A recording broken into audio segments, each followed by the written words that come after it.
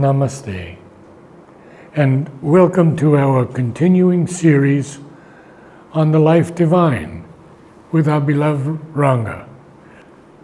In the chapter, The Origin of Falsehood and Evil. And there are in practical fact. So, we read the para. There are, in practical fact, two poles of the conscious being between which the evolutionary process works.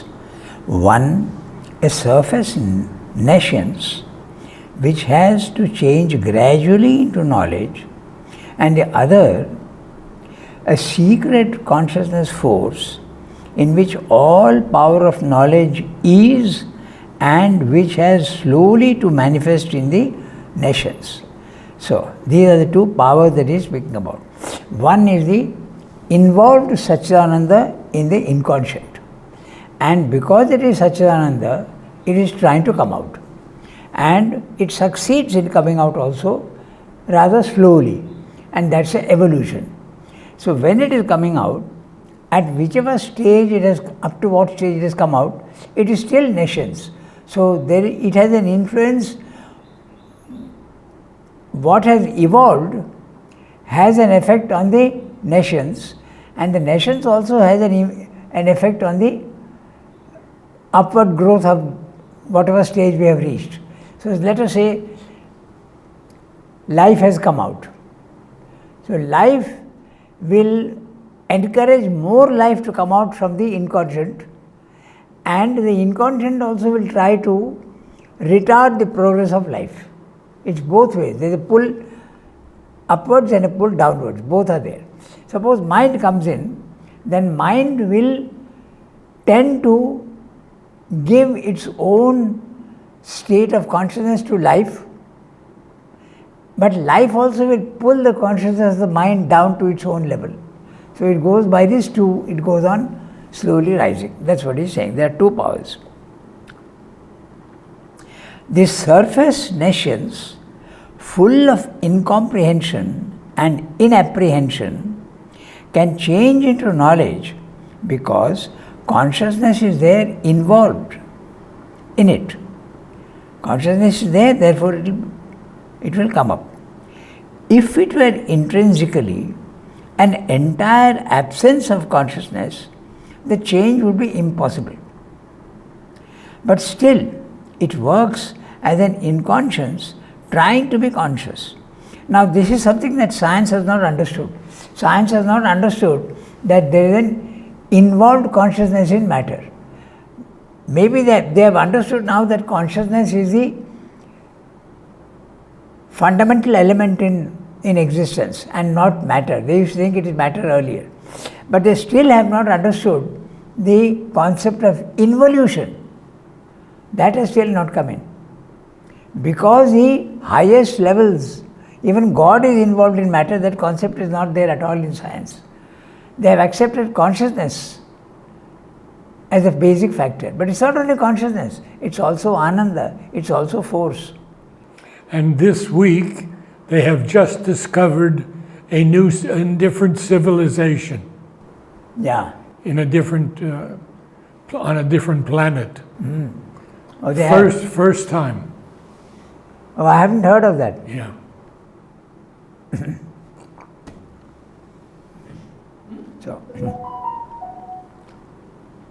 So, Semde is saying, if the involution of consciousness in matter would not have been there, evolution would not have been possible.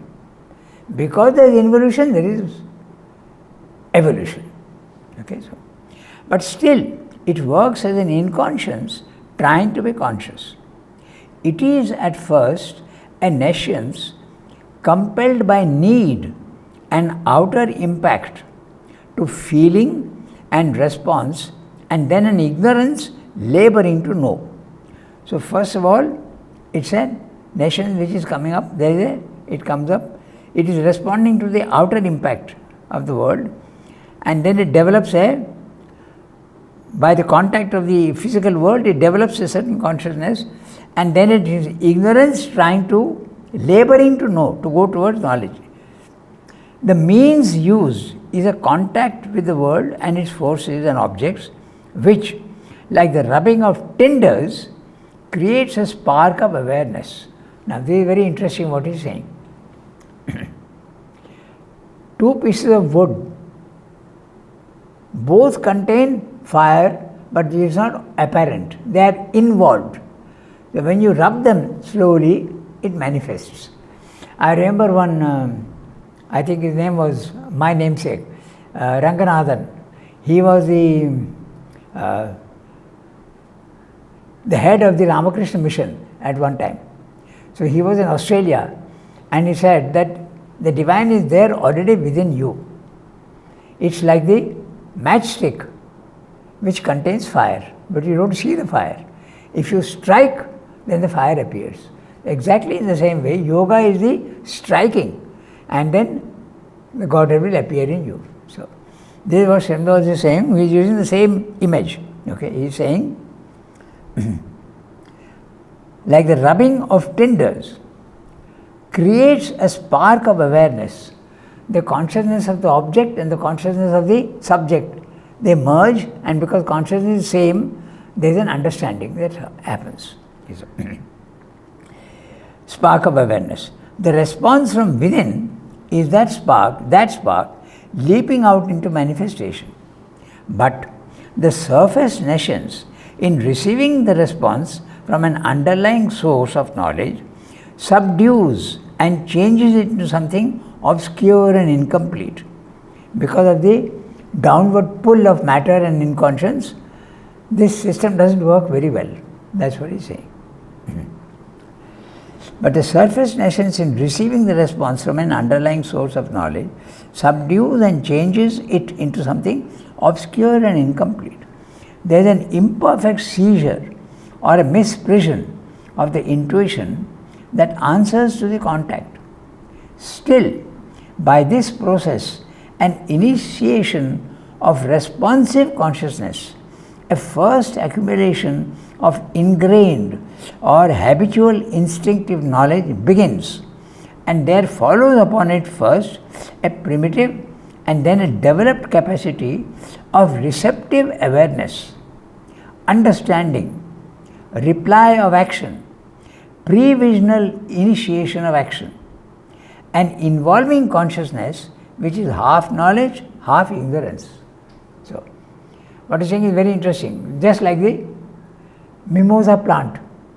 The plant at first, even if you touch it, it does not respond. But it starts responding to the outward touches. The physical world is there and the subject is there. So it's so, because there's consciousness in both, it should normally, like the spark, the knowledge should come. But the retarding influence of matter and the retarding influence of inconscience is so strong that this system doesn't work. That's what he's saying. It shuts it down. It shuts it down. Yeah. The leaves It close. at least reduces it, if not shutting it down. Ah, okay. So the image of the mimosa plant responding first automatically is the first step. It responds. But now it is not reacting, it's only responding. But later on even the reaction also comes. So first is the reception of the outward touch, and then it knows how to respond also. So there are two different stages. So what is the reaction? Depends on the Opening up circumstance. again? Yes, it depends on the circumstance. Suppose you take an animal. I have given only the example of the mimosa plant, which is only responding, but it's not acting back. Okay, so it doesn't give back; it only receives the impact. So he's saying that very clearly. Okay, and there follows upon it first a primitive and then a developed capacity of receptive awareness. First of all, there is a receptive awareness. Yes, I know that something is touching me. Understanding. Then reply of action. There is a reply of action. That comes a little later on. Previsional initiation of action. Okay. Then it knows how to react.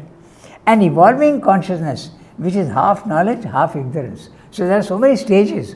First of all, the subject is only receiving the impact and becoming conscious of the impact.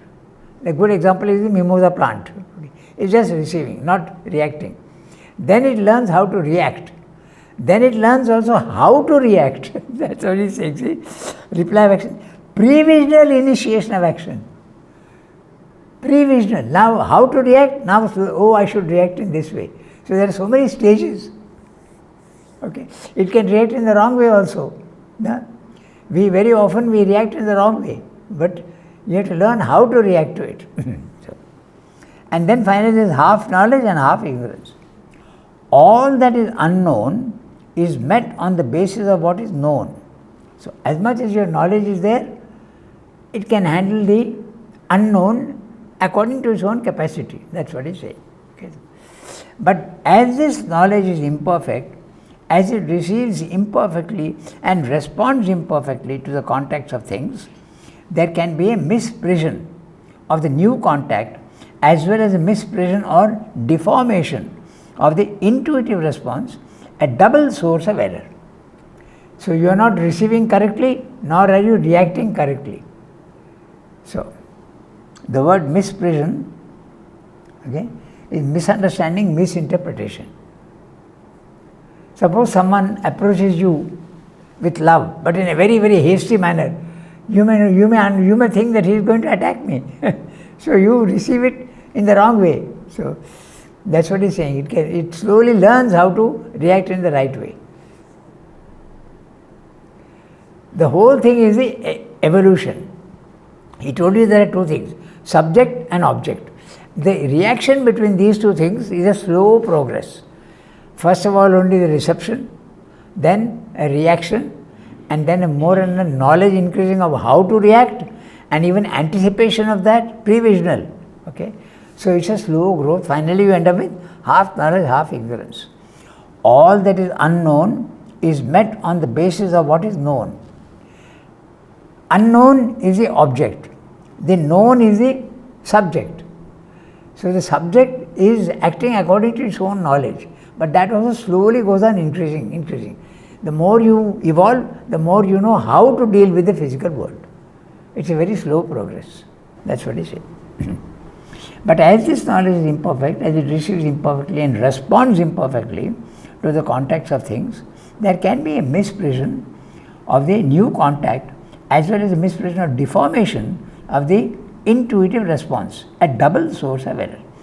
Not only we understand the incoming force correctly, but we also react in the wrong way. So double source of error. And if error is there, the action is going to be wrong. That's a source of falsehood and error. Falsehood and evil. So, I read the summary. Okay? It may help. There are two extremities of our being. One, a surface inconscience, and the second is a secret hidden consciousness plunged and involved in the nescience of matter. The evolution moves between these two ends. The secret involved consciousness rises in an evolutionary ascent and slowly unveils itself. Man's surface consciousness is full of ignorance, dullness, darkness, but this can change precisely because of the involved knowledge. Okay? If the spirit were not involved in consciousness, no evolution would be possible. Nothing can come out of nothing. First arises feeling, which is life. Next comes knowledge, which is mind. Okay? The method used by nature is the individual being's limited knowledge interacting with the external world, which produces a response in the individual, just as timbers rubbing against each other produce a spark. But the spark becomes a surface consciousness. The spark becomes in the surface consciousness a subdued, small, imperfect, incomplete response to the impact from the external world. The knowledge hidden in the depths rises to the surface but becomes a misprision, a misunderstanding, a misinterpretation. However imperfect, it is by the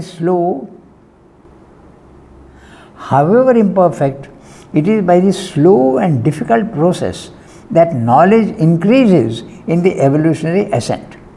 This process proceeds by the unknown from the world meeting the known. The unknown from the world meeting the known, which enlarges itself. But because of imperfection, both incoming unknown and the known within can be misunderstood and subject to error. That's what he's saying. It's a slow process of understanding.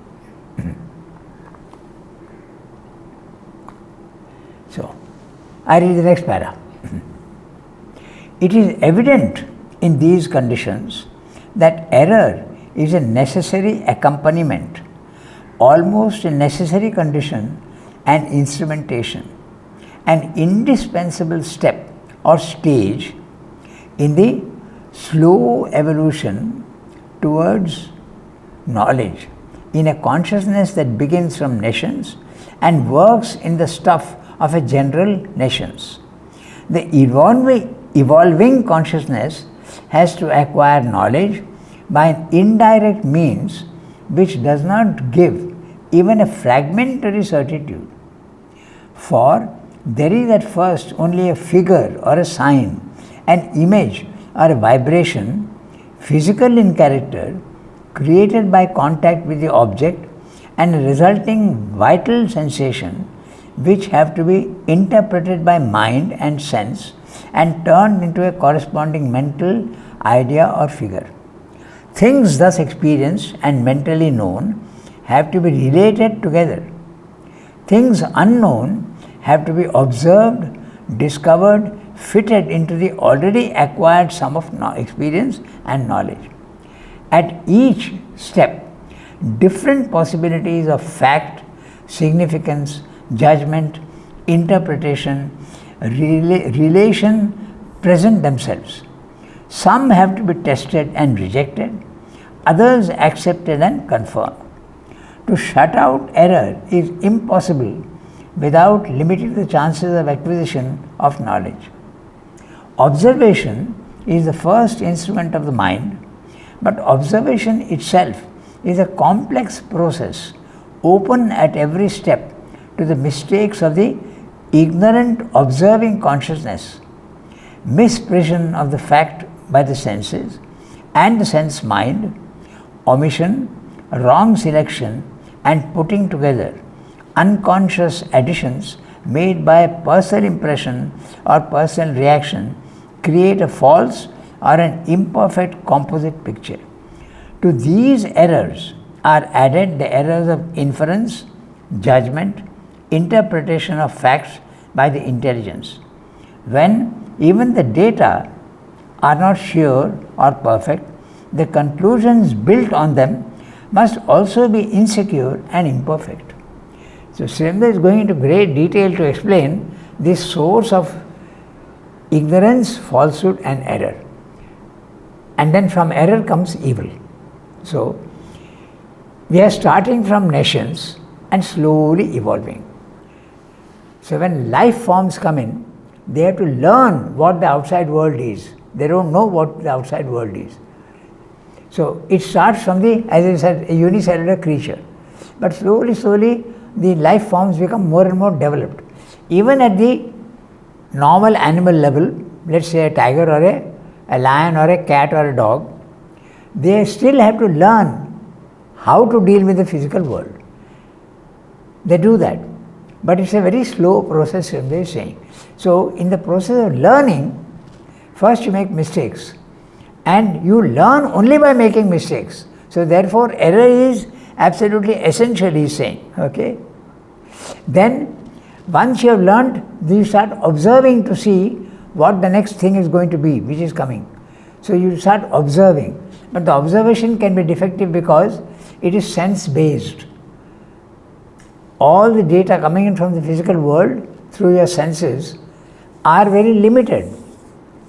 I can be colorblind, I can be half deaf.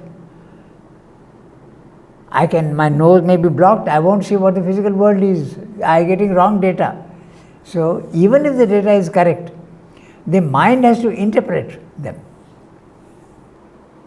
Can you give an example Yes. of primitive man? Primitive man in the evolution and his sensing. Yeah. That primitive man, we can even give the modern man also when he is a child. It's the same thing. Okay, he has to learn.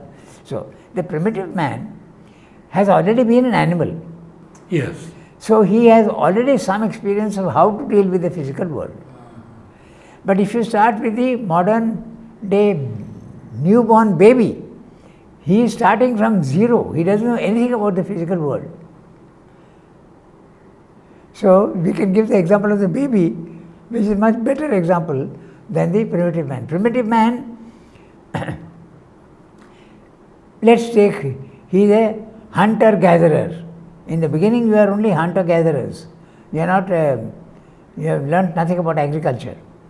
So they have to know which fruit is poisonous and which fruit is edible.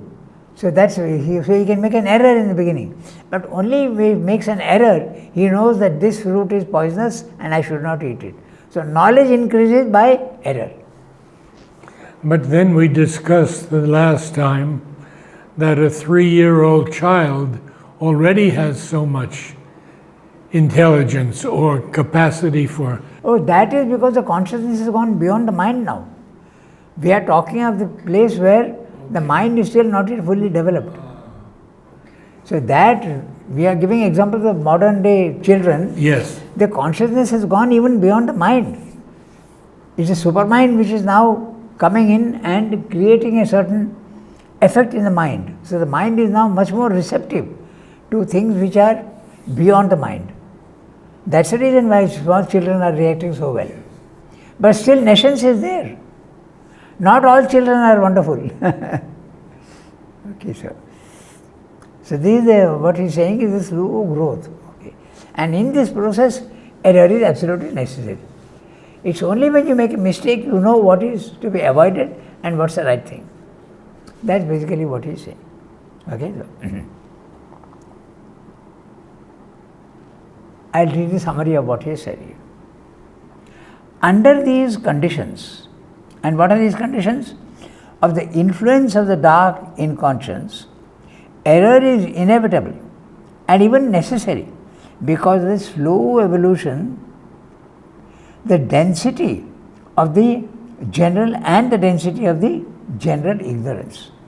Evolution is slow and ignorance is very dense in the beginning. The evolving consciousness has to use at first indirect means of knowledge, that is the gross senses. They are indirect. We have discussed these 4 types of knowledge: indirect separative knowledge, direct separative knowledge, then direct non-separative knowledge, which is identity, and finally the perfect identity. So these are the 4 types of knowledge. So we are speaking about the indirect means of knowledge through the senses, and senses are limited. So you get a limited amount of data coming into your senses. So it is necessarily going to be wrong. The evolving consciousness has to use at first indirect means of knowledge through gross senses, which only give fragmentary and imperfect certitude. The senses give only representational images, not realities, which the sense mind has to interpret. Known things have to be related meaningfully to each other. New unknown things have to be observed, discovered and fitted to already known things. At every step, judgment, interpretation, relation to known things intervene. Observation is the first instrument of mind, which is itself subject to error. To the errors of observation are added the errors of inference, judgment, interpretation. All these can create error. So, thus, The conclusions built on uncertain data are themselves insecure, imperfect, and doubtful. So this goes on up to the mind level. When you go above the mind, the certainty increases to a great extent. But still, the spiritual planes of consciousness also are not the final. You have to go even beyond that. Consciousness, in its acquisition of knowledge, proceeds from the known to the unknown. It builds a structure of acquired experience, memories, impressions, judgments, a composite mental plan of things which is of the nature of a shifting and ever modifiable fixity. Note the words modifiable fixity. Sridhar is very, very fond of oxymorons, and he is doing that here. It's because there is a gradation. So it depends on what, if you see from the bottom it is fixity. But if you see from top it could be modifiable. So it is modifiable fixity. No stage is absolutely fixed. It can evolve upwards. Okay, so in the reception of new knowledge, what comes in to be received is judged in the light of past knowledge and fitted into the structure. If it cannot properly fit, it is either dovetailed in anyhow or rejected. But the existing knowledge and its structures or standards may not be applicable to the new object or new field of knowledge. The fitting may be a misfitting, or the rejection may be an erroneous response. To misprision and wrong interpretation of facts, there is added misapplication of knowledge, miscombination, misconstruction, misrepresentation, a complicated machinery of mental error. In all this enlightened obscurity, again, enlightened obscurity of our mental parts, a secret intuition is at work, a truth urge that corrects or pushes the intelligence to correct what is erroneous, to labor towards a true picture of things and a true interpretative knowledge.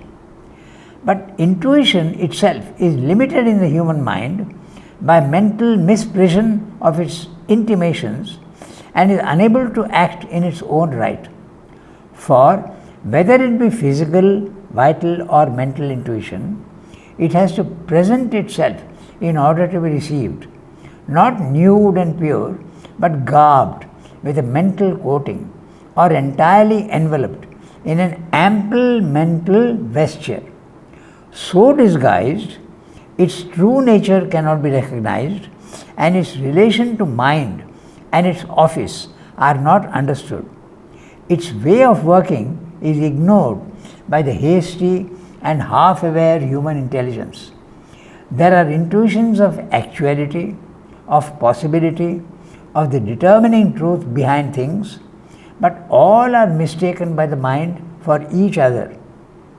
A great confusion of half-grasped material and an experimental building with it, a representation or mental structure of the figure of self and things, rigid and yet chaotic, half formed and arranged, half jumbled, half true, half erroneous, but always imperfect, is a character of human knowledge. So, he has gone into great detail, and to understand what he is saying, we have to look really carefully into what he is saying. How much time do we have? We have 18 minutes. Oh, plenty of time. So, we will look at this in detail. Okay. Consciousness, in its acquisition of knowledge, proceeds from the known to the unknown. This is very clear. Whatever I know, what is coming in, I try to fit it into this. And the fitting is not always possible because our knowledge is limited. So that which is beyond our knowledge cannot be fit often into what it is, what we have. Okay, so it's like a square that is coming, but I have a circle and the square will not fit into the circle. or vice versa. But he calls it a modifiable fixity. Yes. So it, At every stage it is modified. That is yes, evolution. yes, In fact, this word, modifiable fixity, is evolution. yes, At every level, you can go further up. But there is a certain fixity that occurs because there is both. Remember, the three modes of nature are tamas, rajas and sattva. Okay. Now, tamas is the principle of darkness, no change, stability. So, this is what ensures that forms don't change too rapidly. If the chair goes on changing its form, I will not know where to sit. Okay.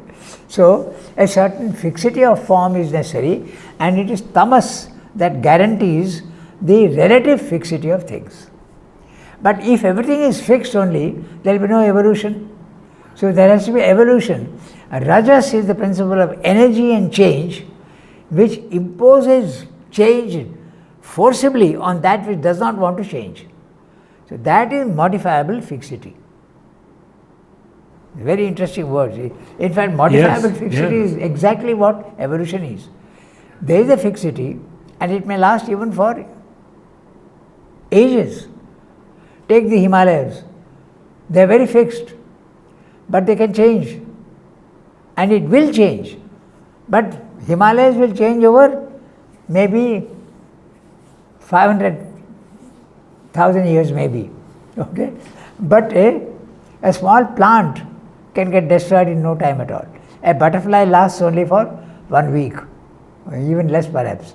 So everything is modifiable and changeable, but there is also a fixity which is there. Both are necessary. Fixity is necessary for practical purposes, otherwise you will be confused as to what. yeah. Okay. And change, rajas, energy, change is necessary for evolution. Otherwise you will remain ignorant for the rest of your, always, permanently you will remain imperfect. Okay, so we come back now to what he is saying. Okay, so consciousness in acquisition of knowledge proceeds from the known to the unknown. This also is a very good description of science. Science is knowing, it comes to know certain things, it makes a hypothesis, it makes a supposition. All theories, science proceeds only by mental theory, not spiritual knowledge. Science never has full knowledge.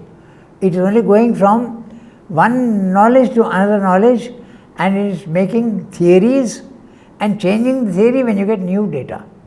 He uses the word dovetails. Yes. Now, dovetail is very interesting. Yes. That's exactly what it is, the fitting of the unknown to the known. Yeah. Dovetailing is in furniture, you have a, this is dovetailing. Yes. So, this is the known, this is the unknown. Now, this has to dovetail into this. But sometimes it doesn't work, sometimes it works. So, that's a very interesting word that he used, dovetailing. So, very often the new data coming in does not fit the existing knowledge.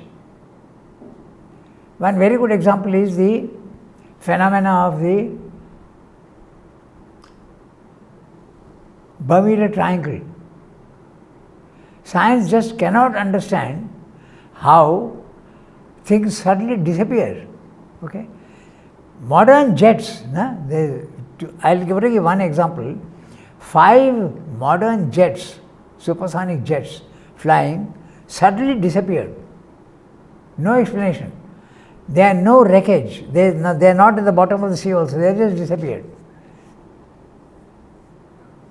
But if you conceive of spiritual knowledge where substance is first material, then it is slightly subtler, then it is slightly subtler, subtlest at the highest level. There is interchangeability between all these things. That which is material can become immaterial. That which is immaterial can be materialized. This is the explanation for that Bermuda Triangle, but this is not understood very well yet. Okay? But that's the thing. There's nothing surprising about that. We know that you can materialize things. I wouldn't have believed it unless I knew that stones are materializing in the guest house when Sriramda and Mother were there. So it is possible to materialize from the immaterial to the material. Similarly, from the material, things can disappear into the immaterial. And what about people in those planes? Yeah. In fact, there is another very interesting case also like that. There was a plane that, and actually, this is history actually. It took off and then disappeared. It was in America, it happened. And then, after 20 or 25 years, that same plane suddenly appeared somewhere else. But all the reports that we get from this thing, they don't explain what happened afterwards. They just stop short of that. I don't know why they do that, but we don't know. Were the people in the plane, were they dead or were they alive or what? Nothing is known. But this does happen. If you go from one level to the other level, this is what will happen. In fact, the Bermuda Triangle, this is happening all the time. And when you go from the material field into the subtler field, time slows down. Remember, when you go to the self, there is no time, you are outside time and space. So, when you go from one lower level to a higher level, time slows down. So, all these things science has to still make out. Okay, so he is talking of going from the known to the unknown. It builds a structure acquired by experience, memories, impressions, judgments, a composite mental plan of things which is of the nature of a shifting and ever modifiable fixity.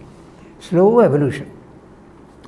In the reception of new knowledge, what comes in to be received is judged in the light of past knowledge and fitted into the structure. There is a dovetailing that he is talking about. If it cannot properly fit, it is either dovetailed in anyhow, made to fit, or rejected. But the existing knowledge and its structures or standards may not be applicable to the new object or the new field of knowledge. The fitting may be a misfitting, or the rejection may be an erroneous response. Now, he is giving in very, very abstract language, but this is exactly what happens also at the mental level. The Charles Darwin's theory of evolution is based on the principle of life. But then you sometimes try and extend that principle to the mental field, it doesn't work. So Srinath has pointed that out also somewhere. So that's what it doesn't work. So that's what he's pointing out here. Okay. So if it cannot properly fit, it is either dovetailed in anyhow or rejected. But the existing knowledge and its structures or standards may not be applicable to the new object or the new field of knowledge. The fitting may be a misfitting, or the rejection may be an erroneous response. Now, when Mother and Sriramda were acting, people very often did not understand how they are doing, but their standard is so high that you are judging from a mental standard, you are misjudging, you don't know what they are doing. A very good example of that is the Second World War, when all Indians wanted Britain to lose the war.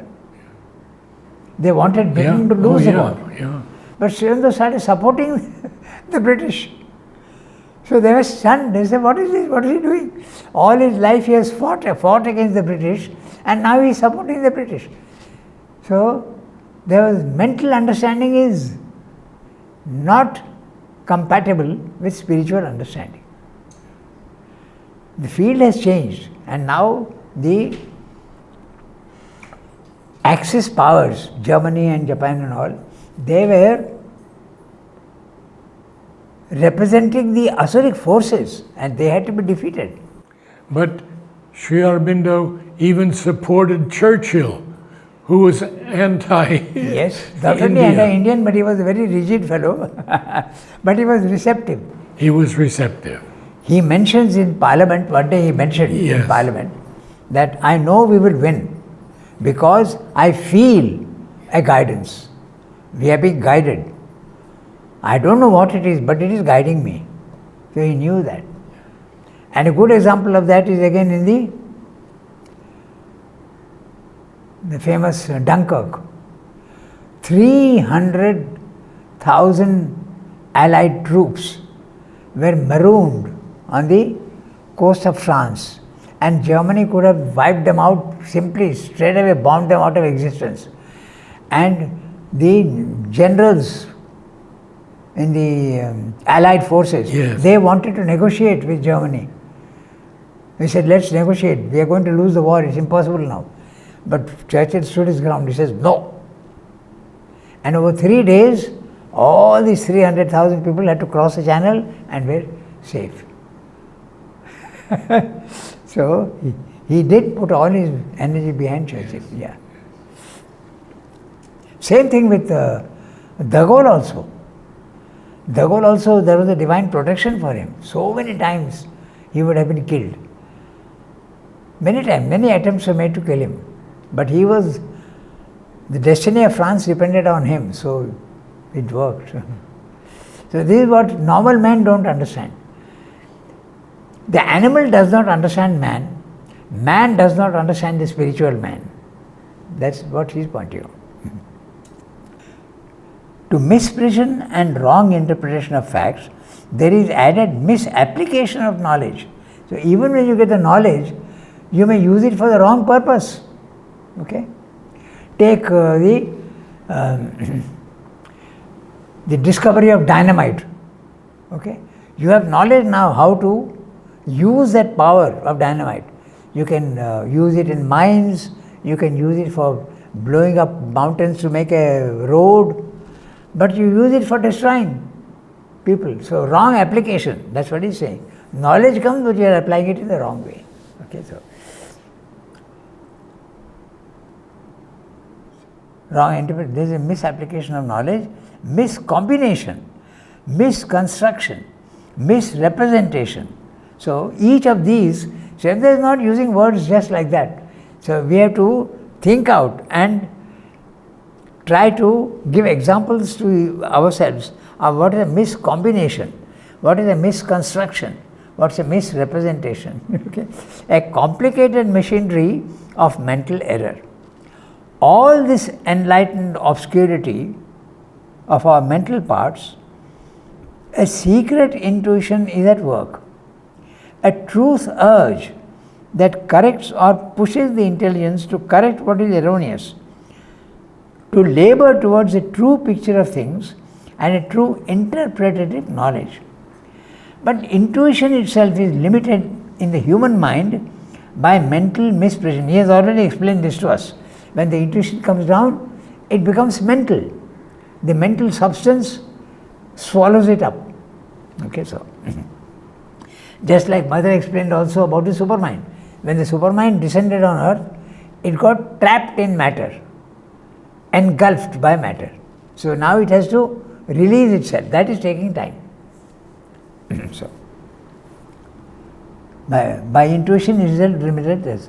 For whether it be physical, vital or mental intuition, it has to present itself in order to be received, not nude and pure, but garbed with a mental coating or entirely enveloped in an ample mental vesture.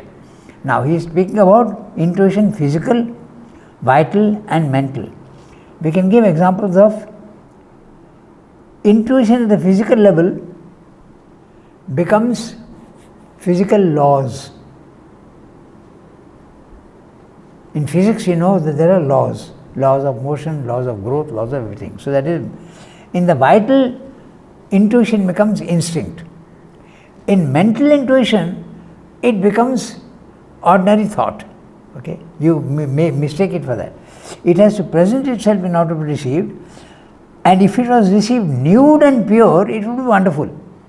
So a spiritual man can receive the intuition nude and pure, but not the normal man, but garbed with a mental coating or entirely enveloped in a ample mental vesture. That's what happens with normal man.